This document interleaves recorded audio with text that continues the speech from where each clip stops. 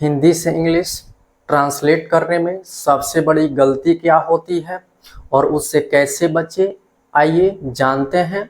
नमस्कार दोस्तों, स्वागत है आपका आपके अपने YouTube channel mirror of English पर, जहां हम इंग्लिश ट्रांसलेशन को सबसे आसान भाषा में समझते हैं।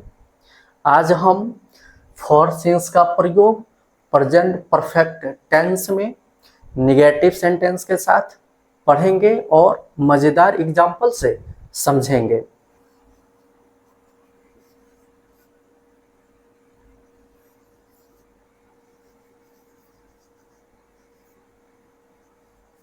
Negative sentence.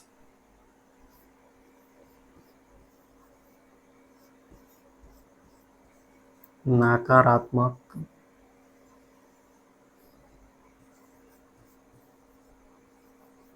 वाक्य। तो सबसे पहले हम समझ लें कि इसे हम निगेटिव सेंटेंस क्यों बोलते हैं। तो हम जो भी बोलते हैं वह स्टेटमेंट होता है। स्टेटमेंट अफर्मेटिव भी होता है और निगेटिव भी होता है। तो जिस स्टेटमेंट में हम किसी काम को या किसी वस्तु को स्वीकार नहीं करते हैं, मना कर देते हैं, वह सेंटेंस निगेटिव होता है। हिंदी वाक्य में निगेटिव सेंटेंस नहीं लिखा हुआ होता है और इंग्लिश सेंटेंस में नॉट, नेवर, नाइदर जैसे निगेटिव वर्ड मिलते हैं और इसी से हम पहचानते हैं कि यह सेंटेंस निगेटिव होता है। चलिए इसके स्ट्रक्चर को पढ़ते हैं।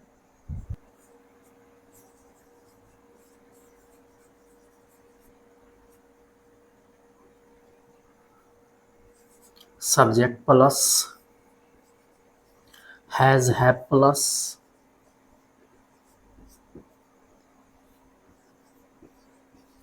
Not plus been plus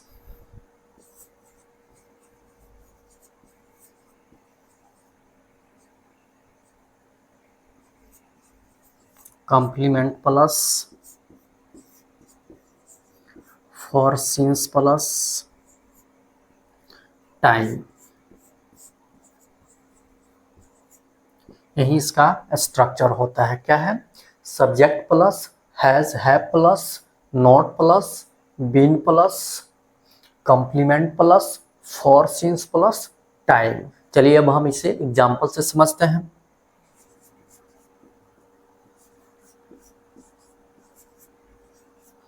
Mohan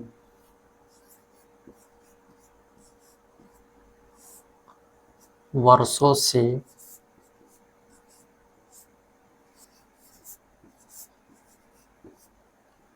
भूखा और लाचार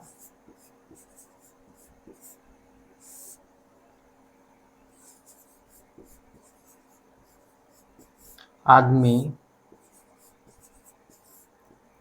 नहीं है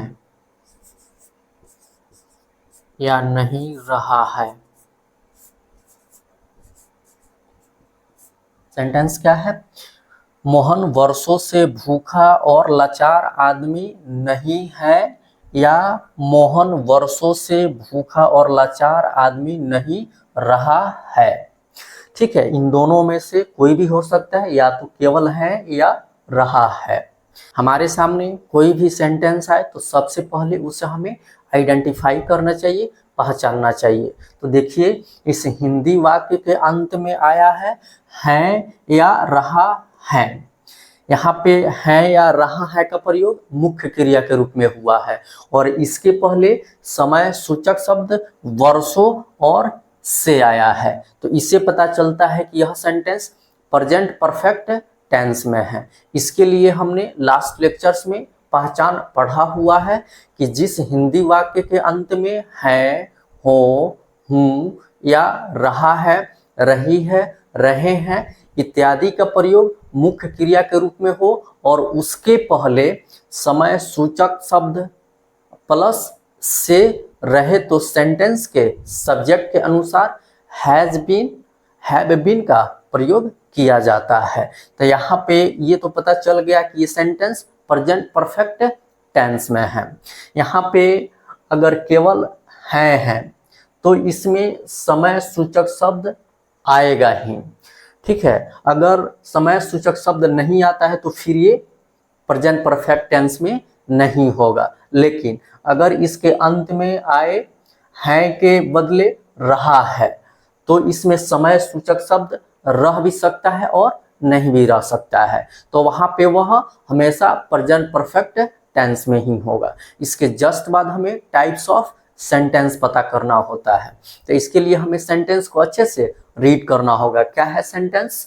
मोहन वर्षों से भूखा और लाचार आदमी नहीं है। इसमें देखिए निगेटिव वर्ड नहीं आया है, इससे पता चलता है कि यह सेंटेंस निगेटिव है। जैसे ये पता चले, इसका जो भी स्ट्रक्चर होता है हमें याद आ जाना चाहिए। क्या है structure? Subject plus has have plus not plus been plus complement plus for since plus time. तो चलिए इसे हम ट्रांसलेट करते हैं। तो सबसे पहले हमें यहाँ पे सब्जेक्ट लिखना है। सब्जेक्ट क्या है? मोहन। उसके बाद हैज या हैव, तो हम खुद से ना हैज का प्रयोग कर सकते हैं और ना ही हैव का प्रयोग कर सकते हैं। इसके लिए हमें सब्जेक्ट चाहिए। सब्जेक्ट ही बताता है कि उसके साथ हैज का प्रयोग होगा या हैव का प्रयोग होगा। यहाँ पे सब्जेक्ट क्या है? Mohan. Mohan third person singular number है और हम जानते हैं कि सिंगुलर सब्जेक्ट के साथ सिंगुलर वर्ब का प्रयोग होता है। तो यहाँ पे हैज सिंगुलर वर्ब है जिसका प्रयोग subject he, she, it and singular number के साथ होता है। तो यहाँ पे हो जाएगा हैज। उसके बाद नॉट, आप चाहें तो हैज प्लस नॉट का शॉर्ट फॉर्म हैजंट भी लिख सकते हैं। उसके बाद क्या है? बीन, मुख्य क्रिया। तो यहाँ पे हमेशा मुख्य क्रिया के रूप में बीन का ही प्रयोग होगा। जो बी का तीसरा रूप होता है बीन, तो यहाँ पे हमेशा बीन ही होगा, तो हो जाएगा बीन। उसके बाद कॉम्प्लीमेंट, तो जब भी कॉम्प्लीमेंट आए हमें रुक करके अच्छे से सेंटेंस को रीड कर लेना है। क्या है कॉम्प्लीमेंट? भूखा और लाचार आदमी। इस कॉम्प्लीमेंट में आदमी जो है ये काउंटेबल नाउन है। अब ये काउंटेबल नाउन है तो हो सकता है सिंगुलर भी हो या प्लुरल भी हो, तो इसके लिए हमें सब्जेक्ट देखना होता है। सब्जेक्ट से ही पता चलता है कि यह कॉम्प्लीमेंट में आने वाला नाउन सिंगुलर है कि प्लुरल है। तो यहाँ पे सब्जेक्ट क्या है? Mohan. Mohan third person singular number है, तो सब्जेक्ट अगर सिंगुलर होता है तो कॉम्प्लीमेंट में आने वाला नाउन भी सिंगुलर होता है। अगर सब्जेक्ट प्लुरल होता है तो कॉम्प्लीमेंट में आने वाला नाउन भी प्लुरल होता है। तो यहाँ पे ये नाउन आदमी है जो क्या है? सिंगुलर है। ये कैसे पता चला? तो ये सब्जेक्ट बताता है। ठीक है, जब ये नाउन सिंगुलर है और काउंटेबल है, तो हम पहले ये पढ़ चुके हैं कि कोई नाउन सिंगुलर काउंटेबल हो तो हिंदी में एक लिखा रहे या नहीं लिखा रहे। जब भी हम उसका इंग्लिश ट्रांसलेट करते हैं तो उसमें हम ए एन का प्रयोग करते हैं, नहीं तो सेंटेंस गलत हो जाता है। हिंदी में एक नहीं लिखा हुआ है तो सेंटेंस गलत नहीं होता है, लेकिन वहीं अगर उसका हम इंग्लिश ट्रांसलेट करें और नाउन सिंगुलर काउंटेबल हो और वहां पे हम ए एन का प्रयोग नहीं करते हैं तो सेंटेंस गलत हो जाता है। तो यहाँ से तो पता चला कि यहाँ पे नाउन सिंगुलर काउंटेबल है तो इसके पहले ए एन का प्रयोग होगा। अब ए होगा कि एन होगा ये कैसे पता चलेगा? तो कॉम्प्लीमेंट का जो पहला शब्द होता है उसी के प्रोनाउंसिएशन से पता चलता है। तो यहाँ पे कॉम्प्लीमेंट का पहला शब्द क्या है? भूखा। भूखा का हंग्री होता है जो ह से शुरू हो रहा है। ह कंसोनेंट साउंड होता है और कंसोनेंट साउंड के पहले ए का प्रयोग होता है। तो यहाँ पे हो जाएगा ए हंग्री, फिर और है तो एंड, उसके बाद लाचार का हो जाएगा हेल्पलेस,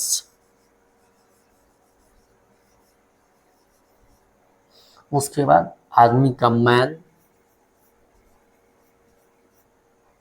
फिर फॉर सिंस, तो हम ये फॉर सिंस के बारे में पढ़ चुके हैं। फॉर का जो प्रयोग होता है ये पीरियड ऑफ टाइम के लिए होता है, जैसे 2 घंटे, 5 महीने, 6 वर्ष, 5 दिन, 2 सप्ताह, ये सब क्या है, पीरियड ऑफ टाइम है। और सिंस का प्रयोग पॉइंट ऑफ टाइम के लिए होता है, जिसका आप प्लूरल नहीं बना सकते हैं, जैसे 2 बजे, 2025 से, मंडे से, ये सब क्या है, पॉइंट ऑफ टाइम है। तो यहाँ पे टाइम क्या दिया है, वर्षों, तो वर्षों यहाँ पे पीरियड ऑफ टाइम है, तो पीरियड ऑफ टाइम के लिए फॉर का प्रयोग होता है, तो हो जाएगा फॉर, और वर्षों का हो जाएगा ईयर्स, और अंत में फुल स्टॉप, क्योंकि ये एक स्टेटमेंट है। स्टेटमेंट चाहे निगेटिव हो या अफर्मेटिव हो, उसके अंत में हमें फुल स्टॉप का प्रयोग करना चाहिए, नहीं तो सेंटेंस इनकम्प्लीट हो जाता है, इनकरेक्ट हो जाता है।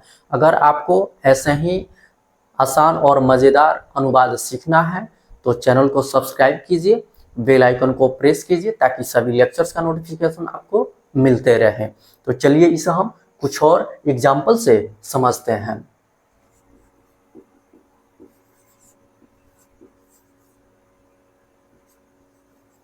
Rita has not been a good singer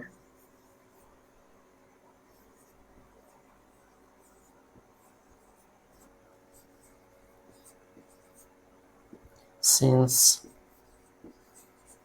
her childhood। यही सेंटेंस है। तो हमारे सामने कोई भी सेंटेंस है तो सबसे पहले उसे हमें आइडेंटिफाई करना चाहिए, पहचानना चाहिए। देखिए इंग्लिश सेंटेंस में हम कैसे पहचानते हैं कि वह किस टेंस में है, तो इसके लिए हमें उस सेंटेंस में सबसे पहले मेन वर्ब को ढूंढना होता है। तो देखिए इस सेंटेंस में मेन वर्ब क्या है, बीन है, जो वर्ब का तीसरा रूप है। ठीक है, तो वर्ब का जो तीसरा रूप होता है ये किसी भी टेंस के परफेक्ट में होता है। तो हमें यहाँ से पता नहीं चला कि ये किस टेंस का परफेक्ट है, प्रेजेंट का परफेक्ट है, पास्ट का परफेक्ट है या फ्यूचर का परफेक्ट है। तो इसके लिए हमें हेल्पिंग वर्ब ढूंढना होगा, क्योंकि परफेक्ट जब भी होगा उसके साथ कोई हेल्पिंग वर्ब जरूर होता है। तो देखिए इसमें हेल्पिंग वर्ब क्या है, हैज। हैज जो है ये present tense third person singular number होता है। तो इससे ये पता चला कि ये सेंटेंस जो है प्रेजेंट परफेक्ट टेंस में है। इसके जस्ट बाद हमें टाइप्स ऑफ सेंटेंस पता करना चाहिए। तो देखिए इस सेंटेंस में निगेटिव वर्ड नहीं आया है, तो इससे पता चलता है कि यह सेंटेंस निगेटिव है। तो चलिए इसे अब हम ट्रांसलेट करते हैं। तो किसी भी इंग्लिश सेंटेंस को ट्रांसलेट करने के लिए हमें सबसे पहले वर्ब ढूंढना होता है। तो वर्ब हमें यहाँ पे मिल चुका है, हैज बीन। अब हैज बीन ये वर्ब है, इसके बाद जो है वहां से हम काउंटिंग शुरू करते हैं। तो इसके बाद क्या है, रीता। तो रीता को हम 1 नंबर पे रखेंगे। इसके बाद हम सबसे लास्ट में जाएंगे। तो सबसे लास्ट में क्या है, सिंस हर चाइल्डहुड। ये सिंस प्लस टाइम है, तो इसको हम 2 नंबर पे रखेंगे। उसके बाद इसके पहले क्या है, अ गुड सिंगर, ये कॉम्प्लीमेंट है, तो इसको 3 नंबर पे रखेंगे। उसके बाद हैज नॉट बीन है, तो इसको हम 4 नंबर पे रखेंगे। अब जैसे यहाँ पे काउंटिंग किया गया है वैसे ही इसके हिंदी को हम अरेंज करेंगे, और इस तरह से हम किसी भी इंग्लिश सेंटेंस को हिंदी में ट्रांसलेट आसानी से कर लेते हैं। तो चलिए इसको हम करते हैं। रीता है 1 नंबर पे, तो लिखेंगे रीता। उसके बाद 2 नंबर पे क्या है, सिंस हर चाइल्डहुड। तो सिंस हर चाइल्डहुड का मतलब क्या हो जाएगा, बचपन से।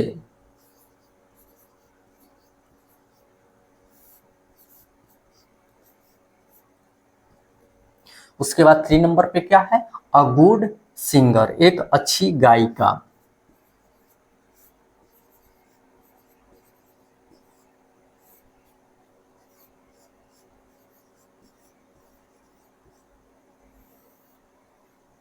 उसके बाद क्या है 4 नंबर पे, हैज नॉट बिन नहीं रही है या नहीं है।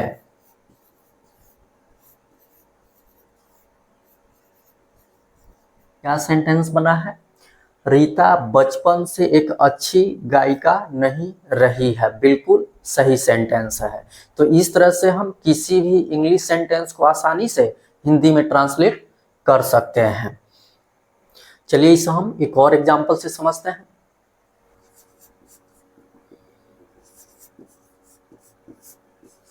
हमारे देश के नेता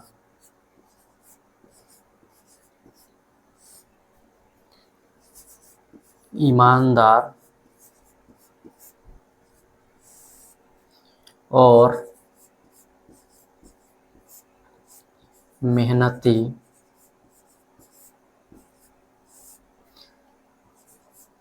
नहीं रहे हैं।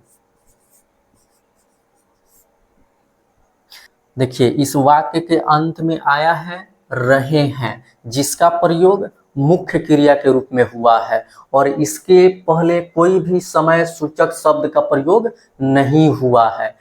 तो हम ये समझ लें कि अगर हिंदी वाक्य के अंत में रहा है, रही है, रहे हैं का प्रयोग मुख्य क्रिया के रूप में हो तो वहां पे समय सूचक शब्द आ भी सकता है और नहीं भी आ सकता है, फिर भी वह सेंटेंस प्रेजेंट परफेक्ट टेंस में होता है। ठीक है, इसके जस्ट बाद हमें टाइप्स ऑफ सेंटेंस पता करना है। तो देखिए इस सेंटेंस में निगेटिव वर्ड नहीं आया है, तो इससे पता चलता है कि यह सेंटेंस निगेटिव है। जैसे ये पता चले इसका जो भी स्ट्रक्चर होता है हमें याद आ जाना चाहिए। क्या है structure? Subject plus has have plus not plus been plus complement plus for since plus time. चलिए ये सब हम ट्रांसलेट करते हैं। तो सबसे पहले हमें यहाँ पे सब्जेक्ट लिखना है। सब्जेक्ट क्या है? हमारे देश के नेता। इस सब्जेक्ट में पोजेसिव केस का प्रयोग हुआ है। तो हम जानते हैं कि पोजेसिव केस का प्रयोग अगर लिविंग के लिए हो तो वहां पे हम एपोस्ट्रोफी एस का भी प्रयोग कर सकते हैं और ऑफ का भी प्रयोग कर सकते हैं। तो जब हम ऑफ का प्रयोग करते हैं तो के बाद में जो होता है नाउन पहले उसको लिखते हैं और उस नाउन को लिखने से पहले हम द लिखते हैं। तो यहाँ पे हो जाएगा द, नेता का हो जाएगा लीडर्स, उसके बाद इस के का लिखते हैं ऑफ, उसके बाद इस के पहले जो होता है उसका लिखते हैं हमारे देश, our country. The leaders of our country, हमारे देश के नेता। उसके बाद हैज या है, तो हम खुद से ना हैज का प्रयोग कर सकते हैं और ना ही हैव का प्रयोग कर सकते हैं। इसके लिए हमें सब्जेक्ट चाहिए। सब्जेक्ट ही बताता है कि हैज का प्रयोग होगा या हैव का प्रयोग होगा। तो यहाँ पे सब्जेक्ट क्या है? लीडर्स। यहाँ पे लीडर्स जो है ये प्लूरल काउंटेबल नाउन है और हम जानते हैं कि प्लूरल सब्जेक्ट के साथ प्लूरल वर्ब का प्रयोग होता है। तो यहाँ पे हैव जो होता है ये प्रेजेंट टेंस प्लूरल होता है जिसका प्रयोग I, we, they, you and plural number के साथ होता है। तो यहाँ पे हो जाएगा हैव। उसके बाद नॉट, फिर मुख्य क्रिया। तो इस प्रकार के सेंटेंस में हमेशा मुख्य क्रिया के रूप में बीन का ही प्रयोग होता है जो बी का तीसरा रूप होता है। तो हो जाएगा बीन।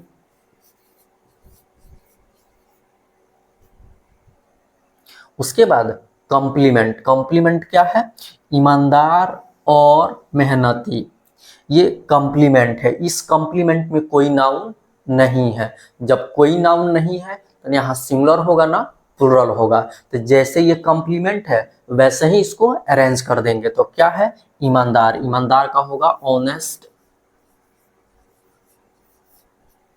फिर और है तो एंड, फिर मेहनती है तो लेबोरियस, और इसमें कोई भी समय सूचक शब्द नहीं है, तो ना यहाँ पे फॉर चीज होगा और ना ही कोई समय सूचक शब्द का प्रयोग होगा।